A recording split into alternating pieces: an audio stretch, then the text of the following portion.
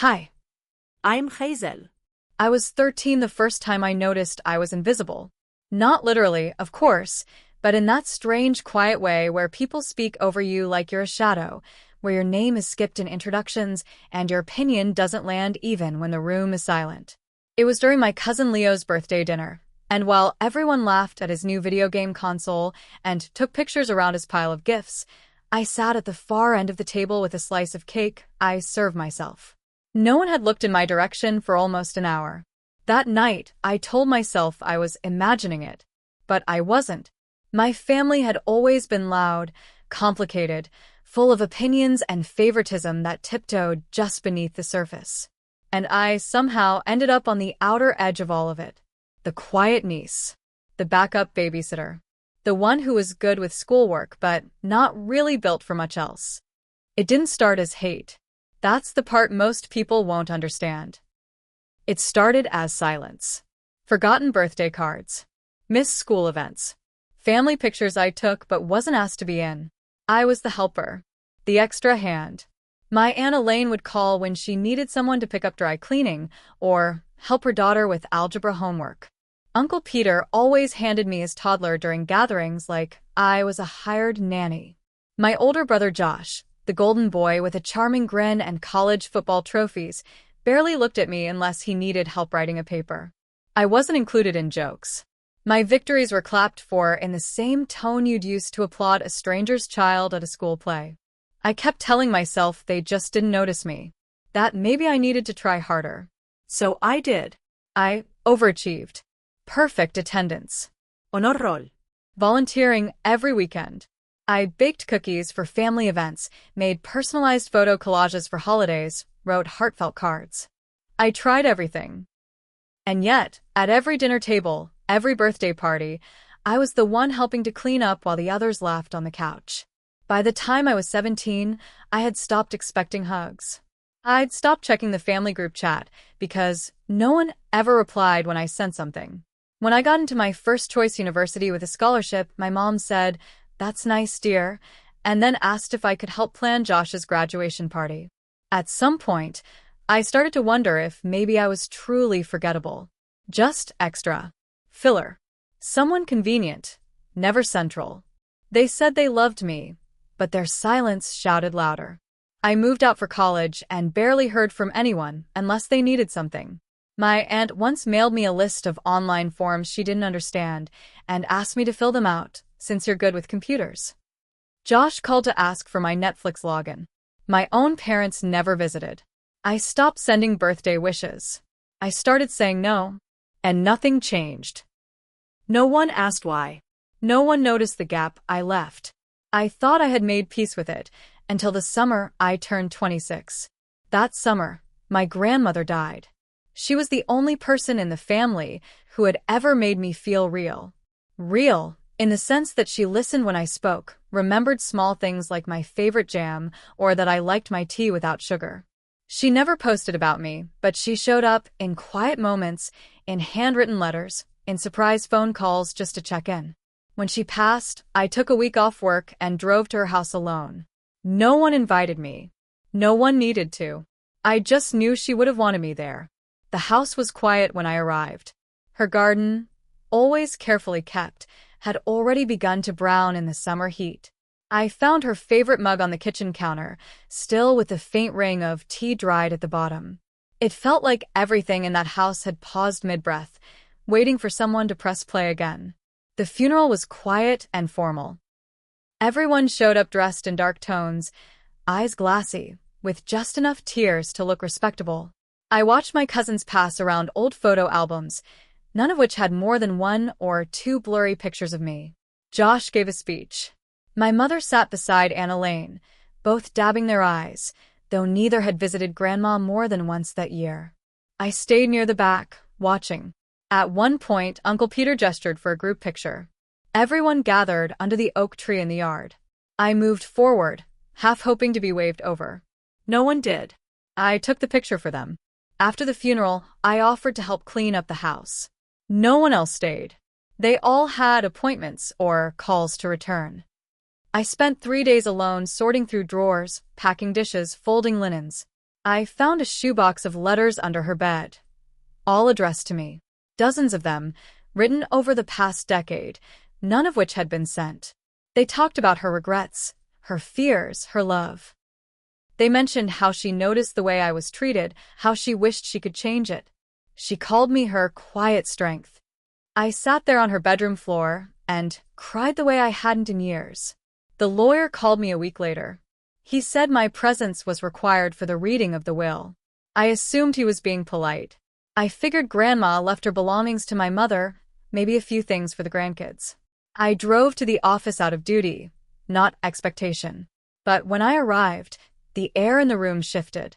Everyone was already seated, Josh in his navy suit, and Elaine with her pearl earrings, Peter tapping away at his phone.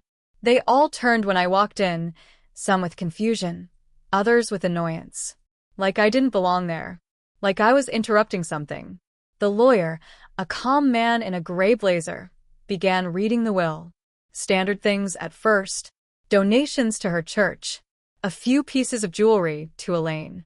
A collection of vinyls to Peter. And then the tone shifted. The house, the land, all remaining savings, the antique collection, the investments, everything, absolutely everything, had been left in my name. I remember the silence. Heavy, sharp, almost tangible. No one spoke. I didn't move. The air felt too thick to breathe. The lawyer continued, reading a final note in Grandma's handwriting. She said I had always seen her, always listened, always remembered. And now it was her turn. She called me the heartbeat of a family too distracted to notice its own pulse. The room erupted after that. Josh stood, shouting something about fairness. Aunt Elaine demanded a recount. Peter accused the lawyer of fraud. My mother looked at me like I'd just committed a crime. I didn't say a word. I couldn't. I was frozen, not in fear, but in disbelief. For the first time in my life, I hadn't been forgotten. I had been seen, remembered, chosen. And somehow, that made them angrier than anything else. The backlash was instant. Messages poured in. Accusations. Guilt trips. Josh told me I should do the right thing and split everything evenly. Aunt Elaine said she always treated me like her own. Peter sent voice notes claiming Grandma must have been confused. My mother said she was hurt, deeply hurt, that I hadn't called to tell her personally. As if I had known. As if any of this had been mine to decide. I ignored the messages at first. Then I started saving them. Archiving every email, screenshotting every text. Because something in their voices wasn't just hurt, it was greed. Panic. Like they were losing something they never earned. A week later, I visited the house again. My house, technically. It still didn't feel real. The walls were quiet. I stood in Grandma's kitchen, running my hands over the counter she used to knead bread on. In that silence, I realized something. They hadn't ignored me by accident.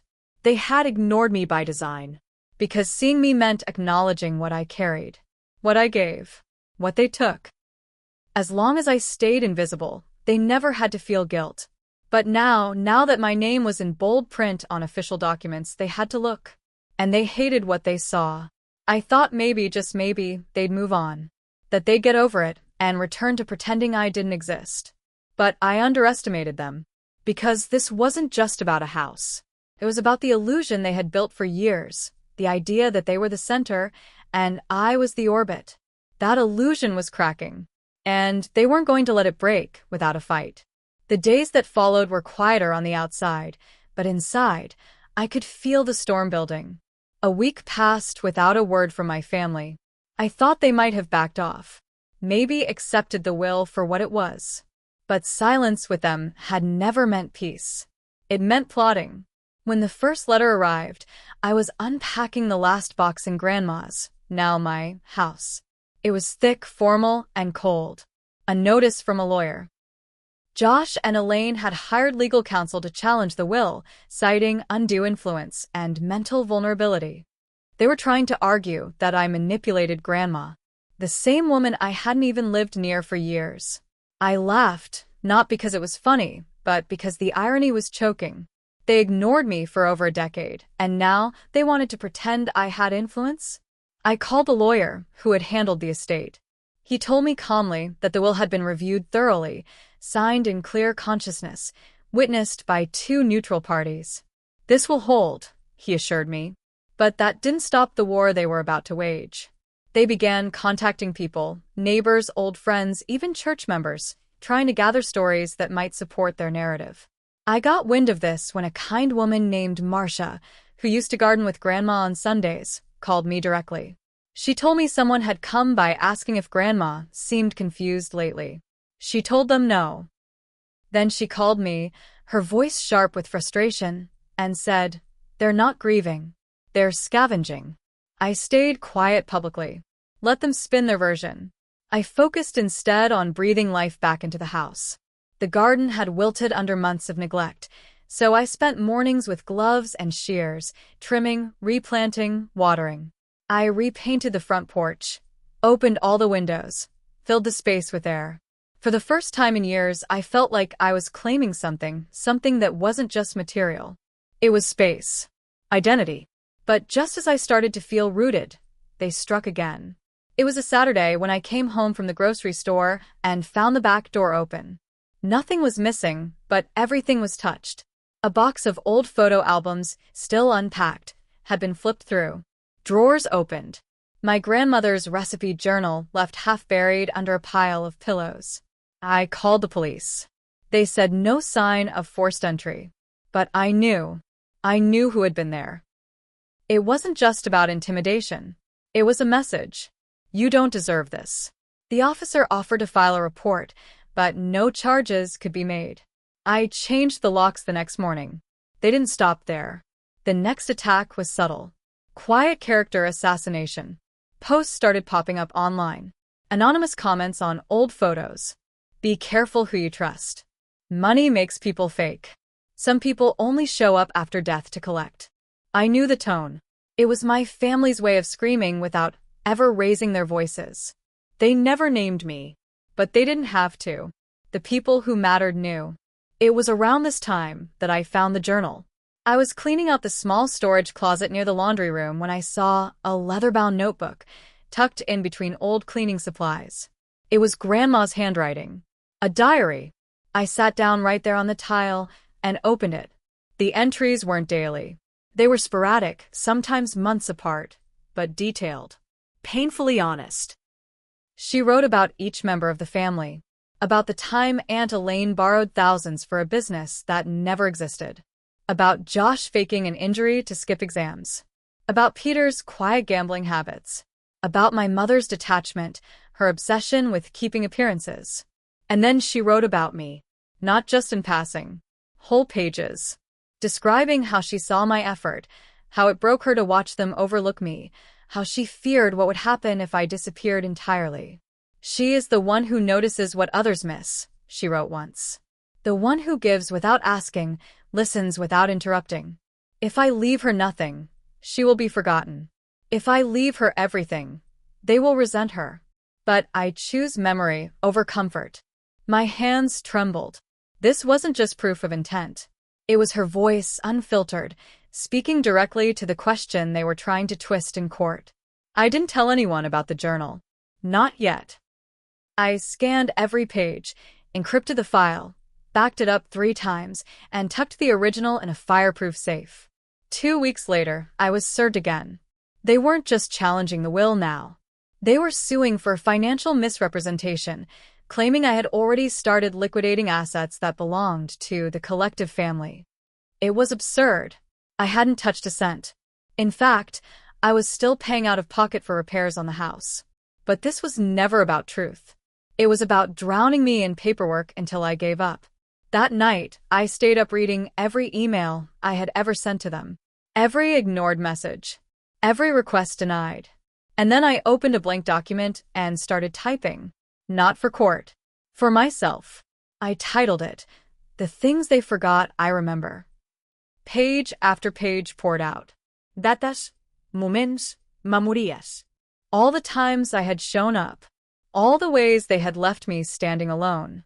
It was during this time that something unexpected happened. I got a letter in the mail.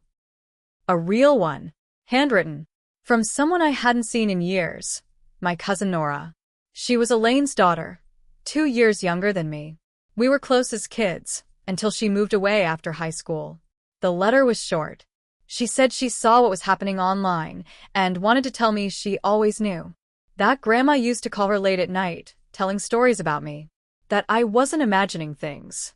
That they had made me small because I threatened their comfort. I cried reading it. Not because it fixed anything, but because it reminded me that not all silences were cruel. Some were just waiting for the right moment. A month later, the court date arrived. I walked in alone. Josh was there, flanked by Elaine and a lawyer with sharp glasses and a sharper tongue. They tried to poke holes. Wasn't she distant from the family? Didn't she spend more time away than involved? Couldn't it be seen as suspicious that she inherited everything despite minimal contact? But then came the twist. My lawyer, who had remained quiet until then, pulled out the journal. He didn't read it. He didn't need to. He simply stated that it existed, had been verified for handwriting, and had been written over a 10-year span. Suddenly the tone in the room changed. Their lawyer tried to object, claiming lack of relevance, but the judge asked for a recess to review the entries in private. When we returned, the judge's voice was calm but final. This will stand. The court sees no evidence of undue influence. In fact, it appears the decedent took careful steps to ensure her wishes were respected, knowing the potential backlash. I won. But it didn't feel like a victory. It felt like a funeral of another kind, the burial of illusions I had carried too long. Outside the courtroom, no one looked at me. No apologies. No acknowledgement. Just cold shoulders and retreating footsteps. I didn't chase them. A week later, I hosted a dinner at the house. Not for family, but for people who had seen me. Nora came. So did Marcia. A few neighbors brought dishes. We sat under the string lights Grandma had hung for her last birthday. We didn't talk about the will. We talked about her garden, her laugh, the time she danced in the rain on her 70th birthday. And for the first time in years, I laughed without fear of being too loud.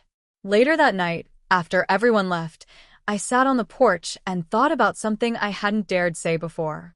Maybe being erased by my family was the beginning of something, not the end. Maybe this house, this name on the documents, this strange new freedom, it wasn't revenge. It was restoration. They had written me out, but she had written me back in. And that was something no lawsuit, no rumor, no silence could undo. The quiet after the court ruling didn't last. For a while, it seemed like the dust had settled. I got used to mornings with tea on the porch, listening to the creak of wind through the oak trees. The neighbors began waving more often. The mail stopped bringing threats. The silence, once suffocating, felt clean. Until it didn't. It started with an email. From a name I didn't recognize. Just a first name, Tanner. The subject line read, "About the house." Inside, a short message. "Hi. I think we need to talk. I believe I'm entitled to part of what was left to you. Your grandmother promised me something. Please respond before I go further." No phone number. No other details. I stared at it for a long time, trying to place the name. Tanner. Not a relative. At least not one I remembered. I didn't reply at first. But the next day, a second message arrived. "I was close to your grandmother. She said I would be taken care of. I don't want to push this legally, but I'm prepared to. Please don't ignore me." That was when the discomfort crept back in. I forwarded the email to my lawyer just in case. He advised not responding yet. Said he'd run a background check. But I couldn't sit still. I went to the attic. Grandma kept everything. Receipts, letters, newspaper clippings. I combed through old boxes until I found one marked medical. Inside were files from her volunteer work at a hospice program she'd supported for years. One folder, labeled in her curling script, had a name on it, Tanner Blake. I opened it slowly. A few intake forms. Notes about a mentorship. A thank you card. A photo. Him.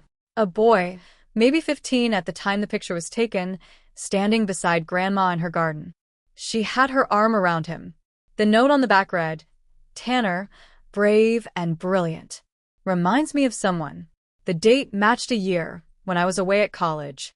I sat down on the attic floor, suddenly cold. Tanner wasn't family. But he wasn't a stranger either. I emailed him, asked him to meet at a coffee shop. When he walked in, I recognized the face immediately, older now, mid-20s, tall, quiet. His eyes scanned the room like he didn't fully trust it. We sat down. I asked him to explain. He told me Grandma had mentored him after he aged out of the foster system. Said she took him under her wing, helped him apply for school, paid for his first semester. He said she promised she'd leave him something, money for tuition or a car. Something. But when the will was read, and his name wasn't there, he assumed I'd taken it all. I told him I hadn't even known he existed, that she never mentioned him to me or the family. His expression shifted then, not anger, but something heavier. She said they wouldn't understand, he murmured. That they already hated how much time she spent on someone who wasn't blood. She told me you would. I blinked. Me? He nodded. Said you were the only one who listened. That night, I sat on the couch staring at the wall. Another hidden layer. Another truth. She kept quiet. Not out of shame. Out of protection. I met with my lawyer the next day and went over the details. Legally, there was no documentation linking Tanner to the will. But ethically, it felt different. I asked to set up a private trust in his name. Something quiet. No announcements. Just enough to carry the weight Grandma had tried to lift. My lawyer hesitated, but I was firm. Not everything needs a courtroom. But that wasn't the end. Somehow, the existence of that trust got out. I don't know who leaked it. Maybe a slip from Tanner. Maybe someone watching me more closely than I realized. But suddenly, the messages started again. Not from Tanner. From my mother. My aunt. My brother. First confusion. Then judgment. You're giving away what's not yours. So now strangers get the inheritance.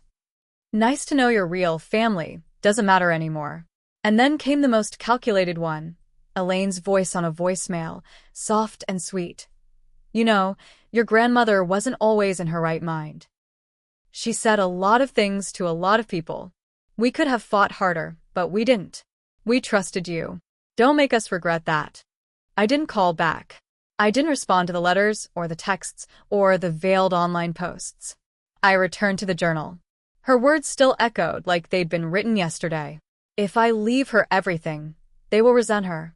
But I choose memory over comfort. She knew. She had always known. But just when I thought I had regained some grip on the chaos, another twist came, this one buried in a manila envelope that arrived by certified mail. Inside, an amendment. An unsigned draft of a second will. It had Grandma's handwriting, dated just 3 months before she passed. It was never filed, never notarized, but it was detailed. And in it, she had named a series of specific bequests. Personal items. Donations. And yes, she had listed Tanner. A note beside his name. To ensure he gets the future he's fighting for. It was never meant to override the original will, just supplement it. But the fact that someone had it, and had sent it now, unsettled me. There was no return address. No fingerprints. Just a message at the bottom. Thought you should know the full truth. Who sent it? Josh. Peter? My own mother? Someone trying to shake me? Or someone trying to help? I made copies, filed them away. And then I made a decision. I couldn't live in constant fear of their next move. I couldn't let their schemes become the center of my life again. So, I changed my number, shut down my social media, and turned my focus toward rebuilding the one thing that had been denied to me for years, a life on my own terms. I applied to grad school, something I'd paused when Grandma died. I joined a local art group, planted lavender and basil in the front yard. I invited Nora to stay for a weekend, and we laughed late into the night about childhood things we had both forgotten. I still thought of Grandma every day. But now it was with warmth, not weight. The house began to shift too. What once felt like hers, then mine, slowly started to feel like ours. Me and the girl I used to be. The one who kept showing up, even when no one saw her. The one who didn't ask to be chosen, but quietly deserved it. Then one day, As autumn pressed its way into the corners of the yard, I found another letter slipped beneath the front door. No envelope. No name. Just a note. Everything you have now, you earned. Don't let them rewrite that. I never found out who wrote it, but I framed it. Because in a family that spent years pretending I wasn't worth a second glance, it was proof that I had not only survived, but that somewhere, someone had seen me all along. I used to think the worst thing was being forgotten. But I was wrong. The worst thing was realizing they remembered me, but only when they thought I had something they wanted. Silence had been their weapon for years, but now that silence had turned into surveillance. Subtle things began happening. A car parked across the street that lingered just a bit too long. A woman who came to the door pretending to be a census taker, but asked questions about the property title. Emails asking about partnership opportunities from names I didn't recognize, offering to help manage the estate. Even a realtor's card appeared in my mailbox with a smiley face drawn in red ink on the back and a handwritten note. If you're thinking of cashing out, I have buyers. I hadn't listed anything. I hadn't even spoken to a realtor.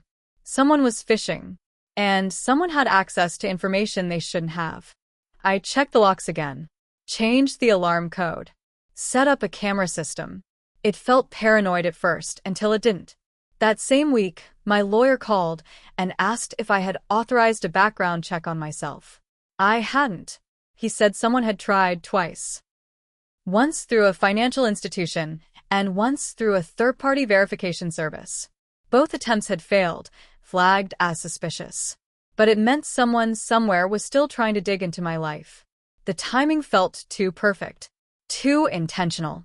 It wasn't about the house anymore. It was about erasing my right to it. And then came the unexpected. A knock at the door late one night. Firm, deliberate, not the kind of knock meant to announce a visitor, but the kind that demanded attention. I checked the camera. It was Josh. I didn't open it at first. I watched him shift from foot to foot, hands in his coat pockets, eyes darting toward the street. After a minute, he turned to leave. But before he did, he slipped something under the door. When I retrieved it, I expected another guilt trip, another threat. Instead, I found a flash drive taped to a folded piece of paper. The paper had one line. She kept secrets from all of us. Even you. I sat for almost an hour before plugging the drive into an old laptop I rarely used. It contained 3 files. One was a folder of scanned letters, handwritten notes from Grandma to someone labeled only as R. The second was a bank statement from an account I had never seen before. The third was a video file. I opened the letters first. They were dated over a span of 4 years and appeared to be part of a correspondence. Grandma's words were cautious, sometimes cryptic, but the tone was unmistakable. Protective, grieving, and one phrase kept recurring. I did what I had to do after what happened to Henry. Henry, my grandfather, the man who died when I was 6, supposedly of a heart attack. The family never talked about him much. His name would slip into conversations, only to be hushed again. I was always told he had been a quiet man, distant, forgettable. But these letters told a different story. One read, "They never forgave me for what I chose after Henry. Especially her. But I don't regret it. Not after what he did." Another ended with, "I had to protect her, even if she never knew." I froze. Protect who? From what? And why did Josh have these? I opened the video last. It was dated nearly 8 years before Grandma's death. The quality was grainy, clearly recorded on an old camcorder. It showed the kitchen I now stood in every morning. Grandma sat at the table, a steaming mug in her hand, staring straight into the lens. "I don't know who will find this," she began. "But if you're watching, it means you're digging. And if you're digging, then you deserve to know." She paused. Her face looked tired, her voice steadier than I remembered.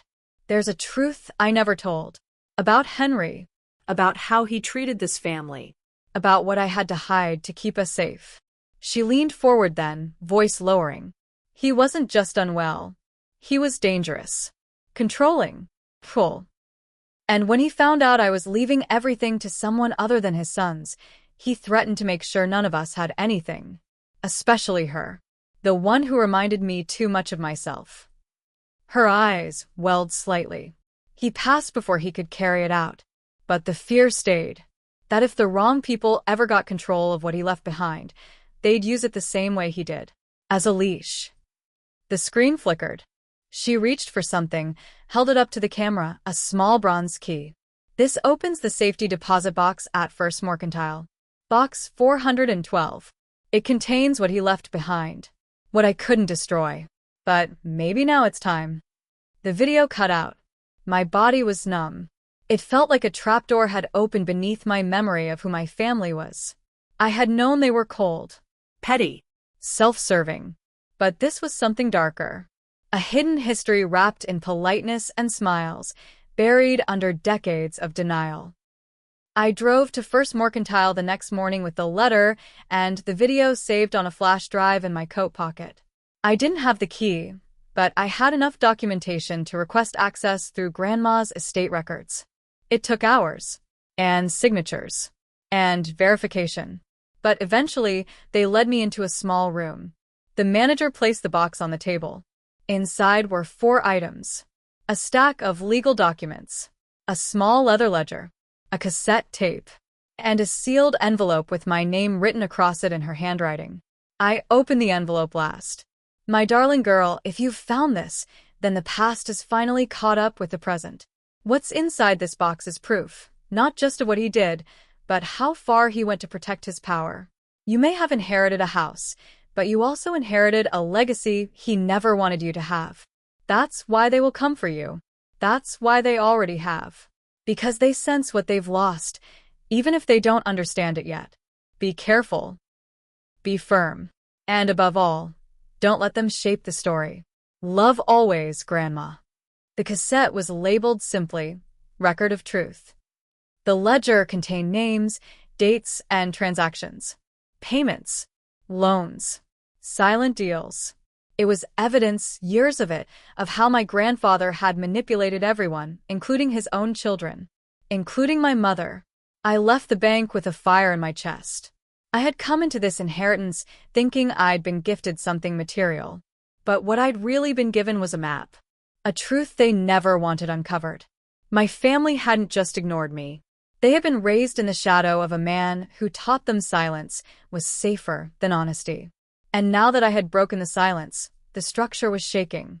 That night, I listened to the cassette on an old player from the attic. His voice filled the room. Low. Commanding. Calculating. The things he said weren't just cruel, they were methodical. Plans. Threats. Contingencies. He spoke about wealth like it was a weapon. About control like it was currency. And in one chilling moment, he mentioned me by name, warning that if Grandma passed down even a cent to the girl, he'd make sure it was taken back, by force or fire. He didn't get the chance. But the threat lived on. Not in him. In them. In my mother's cold shoulder. In Elaine's sweetened threats. In Josh's sudden interest. They had inherited his patterns, even if they didn't know it. And I was done playing polite. I didn't sleep that night. I sat at the kitchen table, the tape recorder still beside me. The words of a man long dead echoing like fresh thunder in the corners of the house he once tried to control. His voice didn't scare me. Not anymore. But it made everything sharper. Every side glance from my mother growing up. Every time Josh rolled his eyes when I spoke. Every moment I was dismissed, reduced, overlooked, it all made sense now. It wasn't just personal. It was legacy. A script they'd memorized without knowing they were in a play. And I had never been part of it because I didn't follow the lines. I laid everything out. The ledger, the tape, the amended will draft, the journal, the letters to R. The flash drive Josh had dropped off. Every piece of it told the same story. Control passed down like a curse, hidden in politeness, cloaked in family dinners and holiday cards.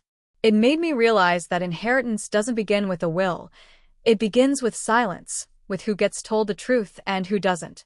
The next morning, I took the entire file to Nyla. She had once been my roommate in college, now a respected attorney, and one of the few people I trusted fully. She looked through every page, every file, listening without interrupting. When she finished, she sat back and said, "You know this could change everything, right? Not just for you, for them. Their reputations, their careers, their lives." I nodded. That's why it has to be clean, controlled, not a scandal, a reckoning. We spent a week building the strategy, not to destroy, but to expose. Quietly, legally, Permanently. the first letter went to the local financial ethics board with copies of the ledger and donation records that Josh and Anna Lane had laundered through Grandma's name years ago. One donation had been falsely claimed as their own, twice. The second package was sent anonymously to the board of trustees at Peter's private firm, showing how he had used inherited funds to cover gambling debts that were marked estate allocations. Not yaşaştınız. Just records. Let the facts speak louder than my name ever did. I didn't stop there. I sent the final package to one person only, my mother. It contained the tape. The envelope was marked simply, for truth. I didn't write a note. I didn't include a return address. I knew she'd know where it came from. I never heard back. Not a word. Not a call. Not a message. But 1 week later, her Facebook page went blank. Every photo removed. Every post archived. Her bio changed to a single line, taking time offline. That was her way of retreating. And I let her. Meanwhile, I took the amended will, the one Grandma never filed, and submitted it as a codicil to the court. It was legally non-binding, but I didn't care. I wanted it recorded. For the record. For history. I also filed a declaration to create a foundation in her name, the Clara Home Initiative, a small grant fund for foster kids aging out of the system. I listed myself and Tanner as co-founders. And on the launch day, he stood beside me, hands shaking slightly, a pin of Grandma's sunflower brooch clipped to his jacket. "She'd be proud," he whispered. "I know," I said. The story broke 6 weeks later. Quietly, in a community blog, then picked up by a local journalist who remembered Grandma's volunteer work. Granddaughter restores family legacy with honesty over heritage. They never mentioned the ledger. Or the tape. Or the lawsuits. Just the house. The garden. The foundation. And the girl who wasn't invited to Thanksgiving. That's when the final twist came. A letter arrived, one of those creamy, expensive envelopes with embossed lettering, from a woman named Ruth Carlin. She introduced herself as my grandfather's half-sister, someone Grandma had stayed in touch with secretly over the years. The R from the letters. She said she'd kept her distance out of respect, but had followed the fallout from afar. She'd seen the article, and she wanted to meet. We sat down at a quiet cafe 2 towns over. She was elegant, older, sharp eyes behind soft glasses. She told me stories of my grandmother as a young woman before the family, before the silence. And then she handed me another envelope. "I was told to wait until the noise died down," she said. "And now it has." Inside was a deed. Another property. A small cottage on the edge of the state, registered years ago in a trust under Grandma's maiden name. No one knew about it. Not the family. Not even the estate lawyer. Ruth told me it had been a secret place where Grandma had gone to write, to think, to breathe. A home built not from inheritance, but intention. And it was mine. I drove there that weekend. The cottage was modest, tucked behind wild pines and a gravel road, but it was beautiful. There were wind chimes on the porch and flower pots still catching rainwater from the roof. Inside were shelves of books, quilts, a faint smell of cedar, and something sweeter. Peace, maybe. I stayed for hours. No phone. No pressure. Just pages from an old journal I found tucked into the cabinet. Grandma had written them in her final year. They weren't about money, or family, or fear. They were about starting over. If she finds this place, one line read, then she understands what I've known all along. Survival isn't enough. You must outgrow the shape they gave you. I closed the book and cried for the last time. Not out of grief, but out of gratitude. That night, I drove back to the house, the first house, mine now in full. No more whispers. No more court filings. No more locks being changed. Just a place where my name wasn't borrowed, but earned. And the ghost of who I used to be stood at the door, smiled, and stepped aside. The next morning, I set the table for two. Neukatchen. No holiday. Just there. And truth. Nora arrived an hour later with lemon scones. Tanner came by in the afternoon to mow the lawn. Ruth called and asked if I liked peach preserves. I laughed. And slowly, something new began to bloom. Not a family. But something better. A future of my choosing. Where I wasn't invisible.